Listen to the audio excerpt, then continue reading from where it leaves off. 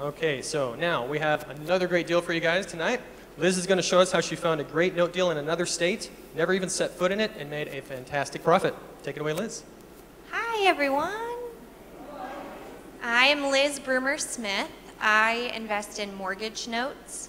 I just taught a class recently for CFRI about buying non-performing mortgage notes.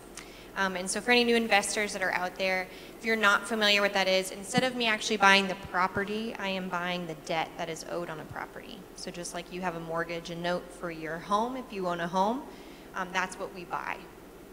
So was a contract for deed, which is a different type of note.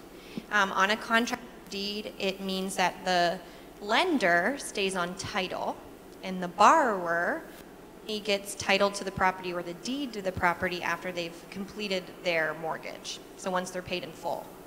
So the benefit of having a contract for deed is instead of me having to foreclose on this to be back on title as a lender if they're not paying, I don't have to foreclose.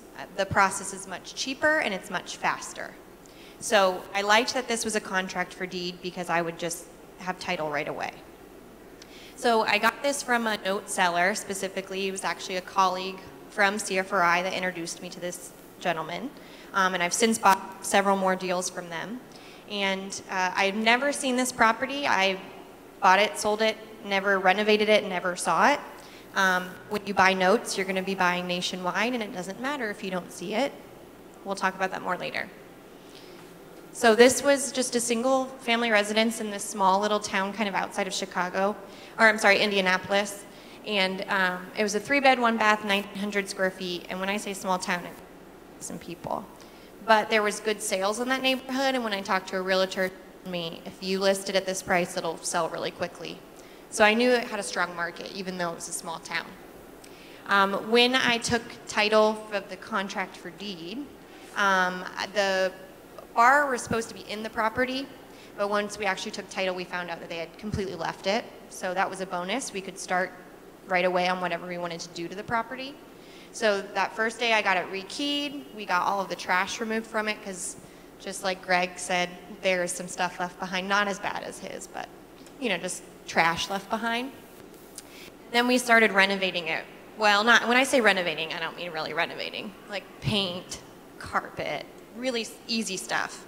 My realtor that I was working with knew a contractor. She handled everything. She went by every single day and took photos for me.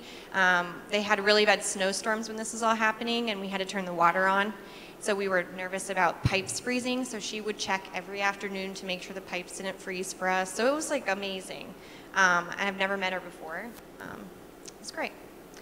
So we had the contractor, just like I told you, do some paint, carpet update. They redid some of the furnishing for the wood. Attorney did have to file something called forfeiture, which just is like foreclosure but much faster, and it only cost me $800 instead of a normal foreclosure like $2,000, $3,000, and it happened in 3 months. So the whole time my attorney was making sure I could sell the property with clear title, my contractors were inside cleaning it up. So there was really not much downtime on this. And here are the total holding costs. So I had the attorney's fees I told you. My attorney's fees are actually inaccurate up there because I had paid her a retainer of $1,000, but then just 2 weeks ago she sent me back a check for $300, or no, it was $200. They spent $800, yeah. She sent us back a check saying, sorry about that, we didn't end up having to use all of it, so it was only $800. We had taxes that had been not paid for a few years that we paid, utilities because we did have to turn the water on when we were selling it. And yeah, we put it on the market for $52,000, and we got an offer after 3 days for just $2,000 under asking price, so we accepted it. And then during the inspection period, they tried to come up with a bunch of stuff. I know what they were doing. So we just said, listen, you can handle that. We'll sell for $2,000 less, or we'll move on. And they accepted the $48,000. We closed 20 days later. So we held it for exactly 4 months, and we made a profit of $13,139. And it doesn't.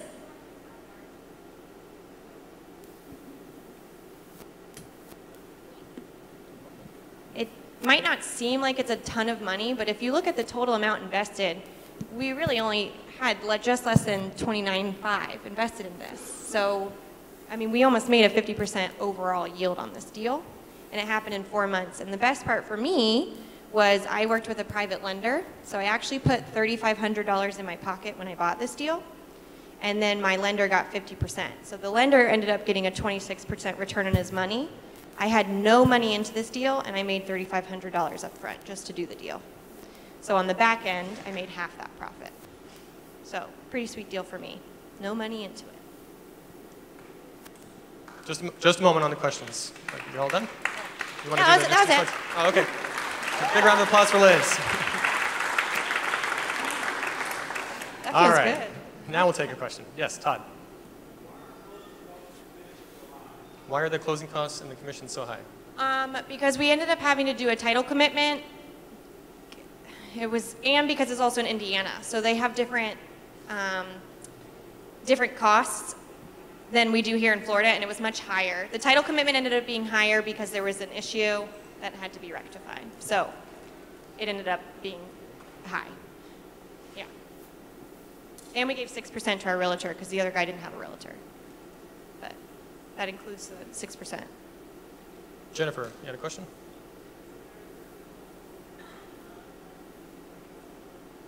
Yeah, well, Was the it- contractor, oh, sorry. Oh, no, just repeat the question. Was it the realtor that told her how to get the rehab done and do the contracting part, correct? Yeah. She went in and took pictures of everything, and then once I got in touch with the contractor, I just said, we're not trying to obviously make this as beautiful as possible. We're not doing granite or anything. We just want to make it as sellable as possible. The contractor obviously had worked with investors before and just said, this is the bare minimum. We'll do this at this price, and that's what we did. Yeah, I mean, it's a small town, so there was pretty much one contractor, and I was very nervous working with them because they didn't have a website. It was like totally mom and pop, and I was not used to that. So I was really, really nervous working with them, not knowing how credible they were. But I ended up calling like the town hall and supposedly some people that they'd done stuff for, and they obviously it worked out very well. But Yes, sir. How did you find the realtor? Zillow. I just looked at who was doing the most sales in that neighborhood, in that zip code, and I called. She was the first one I called. All right. Yes, one more. No, that was the only one I've ever done in that town. I've done others with that seller, but they've been in all different states. All right. Another big round of applause for Liz, please.